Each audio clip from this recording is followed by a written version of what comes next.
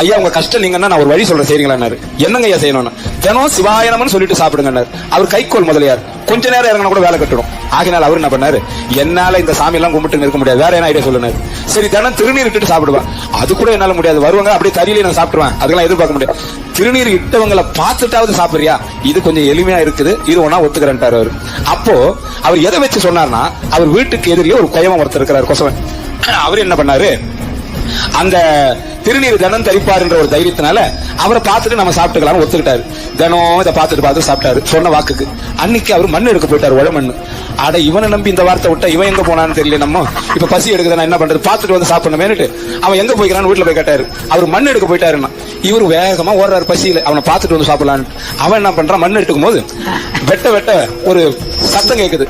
என்னன்னு தேன்னா புதையல் கிடைச்சிக்குது. அப்படியே யாரும் பார்க்க கூடாதுன்னு சந்திரி பண்ணாம தூக்குற நேரம் பார்த்து இவன் போய் அங்க நின்னு அவன் முகத்தை மட்டும் பார்த்தான். இவன் என்ன பண்ணா, முகத்தை மட்டும் பார்த்துட்டு பாத்துட்டேன்னு வந்துட்டான். இவன் எதை பார்த்தான்னு சொல்லல. வந்தாரு இவரு, சாப்பாடு நல்லா உட்காந்து சாப்பிட்டு உட்காந்துட்டார் தறியில எப்போதும் போல. நான் யாரும் பார்க்கலன்னு பார்த்தா இவன் வேற பார்த்துட்டு போயிட்டான்னு அவன் பார்த்தது முகத்தை, திருநீரிட்ட முகத்தை.